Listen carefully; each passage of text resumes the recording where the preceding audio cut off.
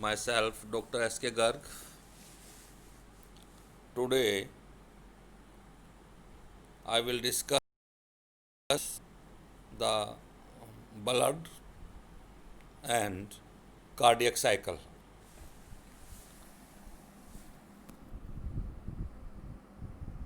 Cardiac cycle से पहले कि कार्डियक साइकिल क्या है, किसको कहते हैं, इससे पहले हमें हार्ट के बारे में पता होना चाहिए. What is heart? मैमल्स में हार्ट ट्रायंगुलर, कोनिकल व मस्कुलर ऑर्गन होता है. यह मेसोडर्म से विकसित होता है. मनुष्य में हार्ट का वेट लगभग 300 ग्राम होता है. हार्ट बाहर से पेरिकार्डियम से घिरा रहता है और अंदर की ओर एक दूसरी लेयर से घिरा रहता है जिसको एपिकार्डियम कहते हैं. और इन दोनों लेयर के बीच में एक लिक्विड भरा रहता है जिसको पेरिकार्डियल लिक्विड कहते हैं, जो हार्ट को नम रखता है, बाहरी चोटों से बचाता है, वह बीटिंग के समय जो फ्रिक्शन होता है उससे बचाता है. मैंने अभी आपको बताया था कि यह लेयर से घिरा रहता है. बाहर की बाहरी लेयर, मैंने आपको बताया था अभी, बाहरी लेयर को क्या कहते हैं? पेरिकार्डियल. और दूसरे जो अंदर की लेयर होती है उसको बोलते हैं एपिकार्डियम, दिस वन. और इन दोनों के बीच में ये जो स्पेस है that is called as pericardial cavity, this one. इस दोनों के बीच के जो स्पेस होता है पेरिकार्डियल कैविटी. और मैंने बताया था आपको इसके अंदर एक प्रकार का लिक्विड भरा रहता है जो हार्ट की सुरक्षा करता है. उसके बाद एक्सटर्नल स्ट्रक्चर. मैमल्स का जो हार्ट होता है उसमें 4 चैम्बर होते हैं. इसके अगले चौड़े भाग में 2 ओरेकल और पिछले सकरे भाग में 2 वेंट्रिकल पाए जाते हैं. इस प्रकार से हम देख सकते हैं. से for example, this is heart, this is 4 chamber heart, this is left Oracle, this is right Oracle, this is left ventricle और दिस इज राइट वेंट्रिकल. इस प्रकार से 4 भागों में बटा होता है जो आकार में भिन्न होते हैं. राइट वेंट्रिकल लेफ्ट वेंट्रिकल से छोटा होता है क्योंकि वेंट्रिकल की जो सेप्टम होती है वो थोड़ा तिरछी होती है और ओरेकल की दीवार कम मस्कुलर होती है क्योंकि इससे रुधिर को पंप करने में आवश्यकता नहीं होती, जबकि वेंट्रिकल की दीवार अधिक मस्कुलर होती है. उनमें भी बाएं वेंट्रिकल की जो वॉल होती है वो थोड़ा मोटी होती है क्योंकि बाएं वेंट्रिकल से पूरे शरीर में ब्लड को पंप किया जाता है. मनुष्य में राइट ओरिकल में एक महाशिरा खुलती है जो शरीर के विभिन्न भागों से इम्प्योर ब्लड मतलब डीऑक्सीजनेटेड ब्लड लेकर के आती है. इसी प्रकार से जो लेफ्ट ओरेकल होता है उसमें हमारे लंग्स से एक वेसल्स आती है जो प्योर ब्लड को लेकर के आती है, उसका नाम होता है पुल्मोनरी वेन. राइट वेंट्रिकल में पुल्मोनरी आयोटा निकलता है जो अशुद्ध ब्लड को लंग्स में ले जाता है. उसी प्रकार से लेफ्ट वेंट्रिकल से एक कार्टिकोसिस्टेमिक आयोटा निकलता है जो ब्लड को संपूर्ण शरीर में पंप करता है. पुल्मोनरी आर्च व कार्टिकोसिस्टेमेटिक आर्च की ओपनिंग पर सेमीलूनर वाल्व होती हैं जो ब्लड फ्लो को कंट्रोल करती हैं, वह ब्लड फ्लो को वापस वेंट्रिकल में नहीं जाने देती। एक ही मैंने यहाँ पर डायग्राम आपको दिखाने के लिए लिया है। It is ventral surface of heart. आप इसको देख सकते हो।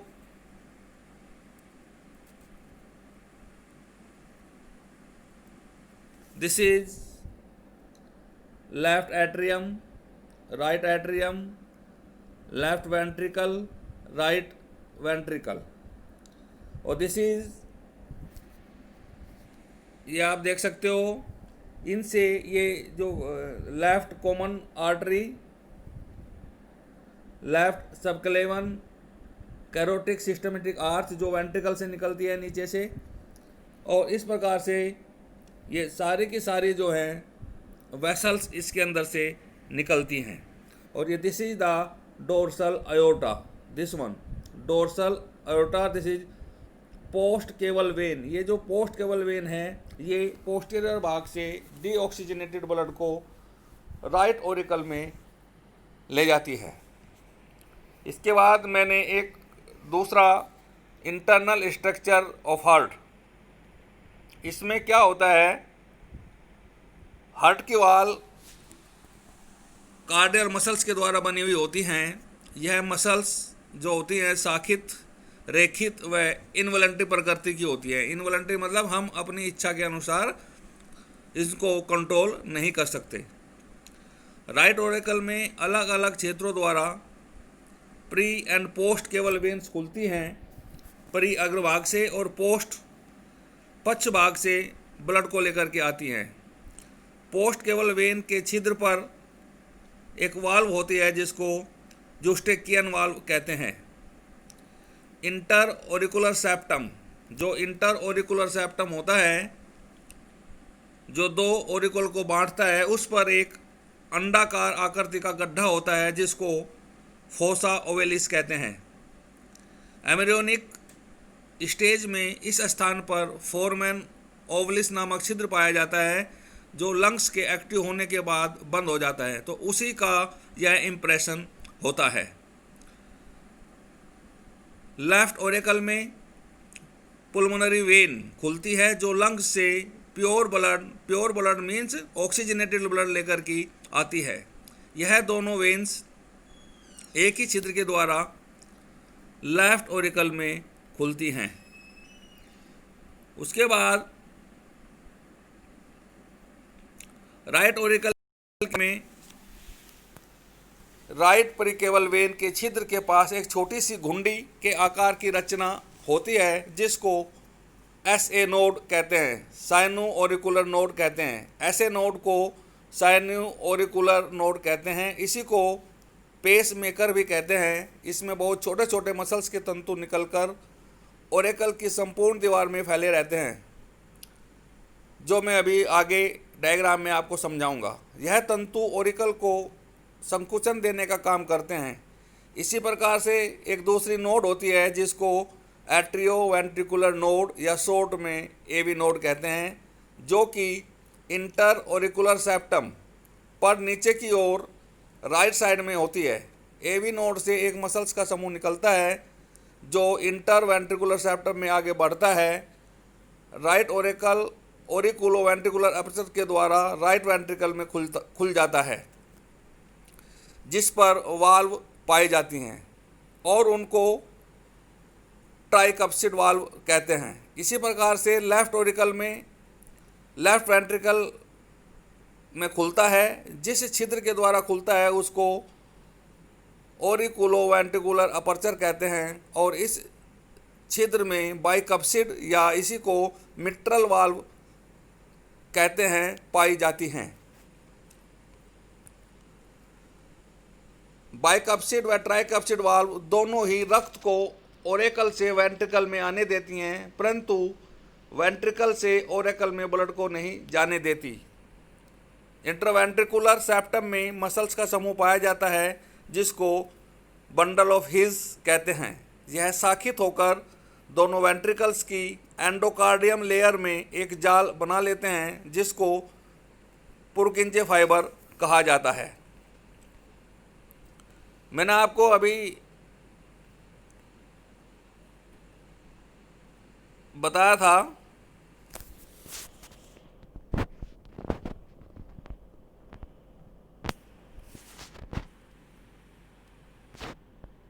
डायग्राम के माध्यम से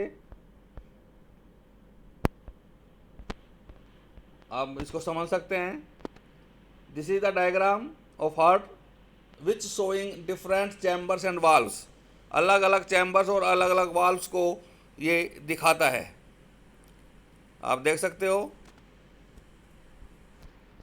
this is left ventricle, right atrium, left atrium, और मैंने जो आपको बताई थी लेफ्ट ओरेकल और वेंट्रिकल का जो छिद्र होता है उसमें बाइकप्सिड या इसको मिट्रल वाल्व कहते हैं, ये पाई जाती हैं। दूसरे जो राइट ओरेकल एंड वेंट्रिकल के बीच में जो वाल्व होती है उसको ट्राइकप्सिड वाल्व कहते हैं। और ये जो सेमिलुरल वाल्व हैं ये कहाँ पाई जाती हैं? जो लेफ्ट ओरेकल से ब्लड निकल के लेफ्ट ओरेकल वेंट्रिकल में, तो वेंट्रिकल से जो वेसल्स निकलती हैं राइट से और लेफ्ट वेंट्रिकल से जो निकलती हैं वेसल्स, उनके ऊपर सेमिलुनर वाल्व पाई जाती हैं। This is right ventricle. तो इस प्रकार से आप इसको समझ सकते हो। उसके बाद जो मैंने अभी आपको नोड्स के बारे में बताया उसका भी यहाँ conducting system of the heart, SA and AV nodes, bundle of His and Purkinje fibres. तो ये पूरा डायग्राम है उसको शो करते हुए, ये आप देख सकते हो अच्छी तरीके से। तो दिस इज एसे नोड, मैंने बताया था ये this is the essay node, और एस ए नोड, और ऐसे नोड से फाइबर्स निकलते हैं। और ये दूसरी कौन सी होती है?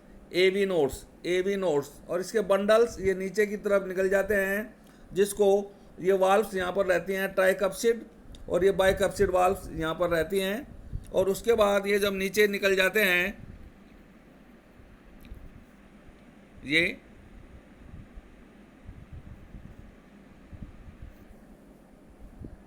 ये बंडल ऑफ हिज, और this is the fibres of Purkinje. इस प्रकार से ये पूरा का पूरा जो है संवेदन सिस्टम हार्ट का चलता है। उसके बाद मैंने एक डायग्राम और यहाँ पर आपके समझाने के लिए लिया है, arrows shows flow of blood, जो ब्लड को समझाते हैं कि किधर से किधर ब्लड जाता है। आप इसमें अच्छी तरह डायग्राम में देख सकते हैं।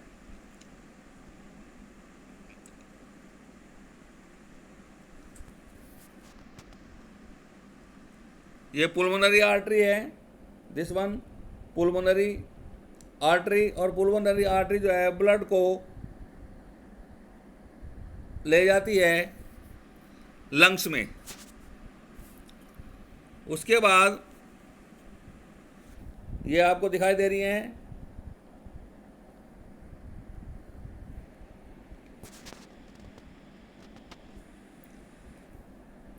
Head arms and upper arms को, दिस वन, ये, और this is pulmonary when, this one, ये पुलमोनरी वेन है। पुलमोनरी वेन कहाँ से आती है? लंग से आती है, प्योर ब्लड लेकर के, ऑक्सीजनेटेड ब्लड लेकर के, जो लेफ्ट ओरेकल में ब्लड को लेकर के आ जाती है। उसी प्रकार से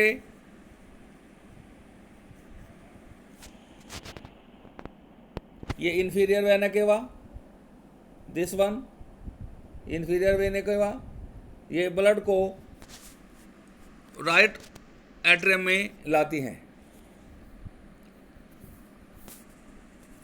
तो इस प्रकार से ये पूरा का पूरा जो है डायग्राम आप इसको अच्छी तरीके से समझ सकते हो। इसके बाद मैंने आपको पूरे हार्ट की सिचुएशन, हार्ट की पोजीशन, हार्ट का स्ट्रक्चर, इसके बारे में सब कुछ आपको बता दिया है। उसके बारे में अब आगे कार्डियक साइकिल। हार्ट एक नियमित या रिदमिक संकुचन को बीटिंग ऑफ हार्ट कहते हैं। प्रत्येक बीटिंग में 2 फेज होती हैं।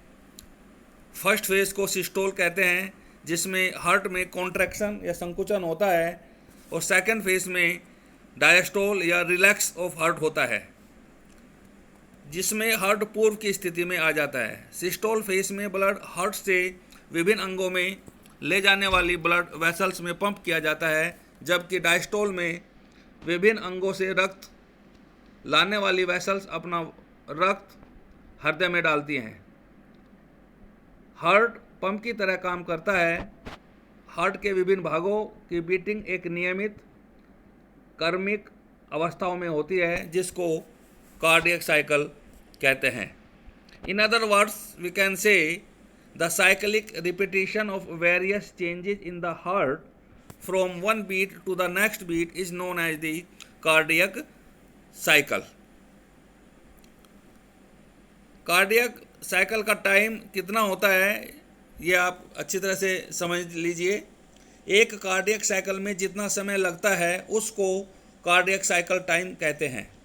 सामान्य स्थिति में एक मनुष्य का हार्ट लगभग 75 बार 1 मिनट में धड़कता है। इस प्रकार से एक हार्ट बीट का समय 0.8 सेकंड होता है। तो इस प्रकार से कार्डियक साइकिल प्रत्येक 0.8 सेकंड के बाद में रिपीट होती है। इस प्रकार से कार्डियक साइकिल का टाइम व हार्ट बीट रेट आपस में इनवर्सली प्रोपोर्शनल होती हैं।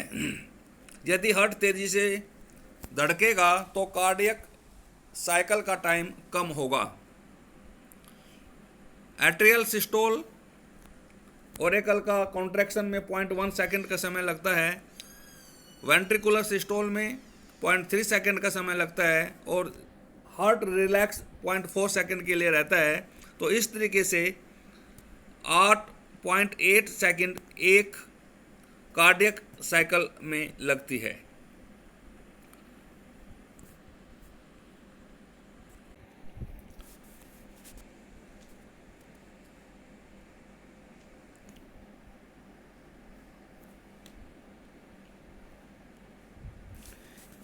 एक कार्डियक साइकिल को निम्न स्टेजेज में वर्गीकृत किया गया है। जैसे नंबर 1 एट्रियल सिस्टोल, जिसमें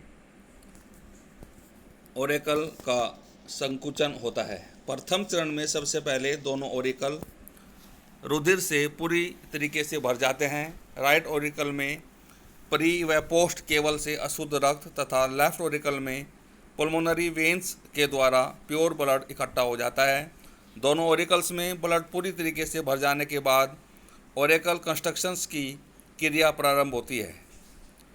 इसके लिए जैसा कि मैंने आपको बताया था, ऐसे नोड से कॉन्ट्रैक्शन के लिए वेव उत्पन्न होती है जो ओरेकल की वॉल्स में फैल जाती है और उसके बाद दोनों ओरिकल्स एक साथ संकुचित होते हैं, जिसको ओरेकल संकुचन कहते हैं, जिसके कारण ओरिकल्स का आयतन कम हो जाता है, परंतु इनमें ब्लड का दबाव, ब्लड का प्रेशर बढ़ जाता है। और जब ब्लड का प्रेशर बढ़ता है तो ओरेकल और वेंट्रिकल लेफ्ट और राइट के बीच में जो वाल्व्स होती हैं, ट्राइकस्पिड व बाइकस्पिड वाल्व दोनों खुल जाते हैं अधिक प्रेशर होने के कारण, जिस कारण से लेफ्ट ओरेकल का रक्त लेफ्ट वेंट्रिकल में व राइट ओरेकल का ब्लड राइट वेंट्रिकल में आ जाता है। इस प्रक्रिया में 0.1 सेकंड का समय लगता है। नेक्स्ट जो फेस है that is ventricular systole, ventricular में संकुचन होना। तो ओरिकल का संकुचन के बाद जब ओरिकल का संकुचन पूरा हो जाता है, कंट्रक्शन पूरा हो जाता है, तब ऐसे नोड से संवेदना सेंसेशन एवी नोड जो वहीं नीचे की ओर स्थित होती है उसको भेज दिया जाता है, जिससे यह नोड उत्तेजित होकर अन्य कंट्रक्शन की वेव्स उत्पन्न करती है और यह तरंग बंडल ऑफ हिस एवं फाइबर ऑफ पुर्किंजे, जो मैंने अभी पिछले डायग्राम में आपको समझाया था, के द्वारा संपूर्ण वेंट्रिकल की दीवारों में पहुंचाई जाती है। इससे दोनों वेंट्रिकल एक साथ कॉन्ट्रैक्ट होना शुरू हो जाते हैं। वेंट्रिकल में उत्पन्न दाब के कारण ट्राइकस्पिड व बाइकस्पिड वाल्व बंद हो जाते हैं। इनके बंद होने के कारण हृदय में फर्स्ट ध्वनि सुनाई देती है। जिसको लुब के रूप में LUBB के रूप में सुना जा सकता है। ऑरिकुलो वेंट्रिकुलर वाल्वों के बंद होने पर भी वेंट्रिकल्स का आयतन लगातार कम होता रहता है, जिस कारण दबाव बढ़ता है।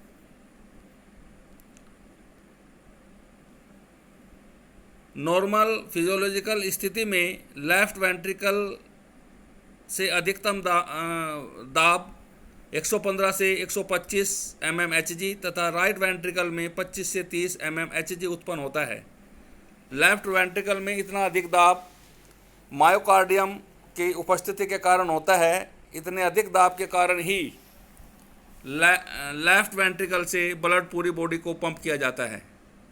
वेंट्रिकल में अधिक दाब होने के कारण ही पुल्मोनरी आर्टरीज व कार्टिको-सिस्टेमिक आयोर्टा के निचले सिरे पर उपस्थित सेमी लूनर वाल्व खुल जाते हैं, जिससे वेंट्रिकल से ब्लड इन वेसल्स में चला जाता है। वेंट्रिकुलर सिस्टोल में 0.3 सेकंड का समय लगता है। जैसे ही रक्त वेंट्रिकल से महाधमनी एवं अन्य धमनियों में जाता है, वैसे ही वेंट्रिकल्स में उपस्थित रुधिर का दाब वेसल्स की अपेक्षा कम होने लगता है, जिससे सेमी लूनर वाल्व बंद हो जाती हैं और जिस कारण से सेकंड हार्ट साउंड उत्पन्न होती है, जिसको DUP के रूप में जाना जाता है। तो सेकंड साउंड उत्पन्न होना वेंट्रिकल के कॉन्ट्रैक्शन का अंत तथा वेंट्रिकल का रिलैक्सेशन शुरू होने का संकेत है। तो वेंट्रिकल्स के कॉन्ट्रैक्शन के समय ओरेकल व वेंट्रिकल्स के वाल्व्स बंद रहते हैं, क्योंकि इस समय वेंट्रिकल में ओरेकल की अपेक्षा रक्त का दाब अधिक होता है। तो इस स्थिति में ओरेकल रिलैक्सेशन की स्टेज में होते हैं तथा ब्लड वेसल्स से ओरेकल्स में प्रवेश करता है। थर्ड जो स्टेज है that is ventricular diastole. Ventricular का रिलैक्सेशन।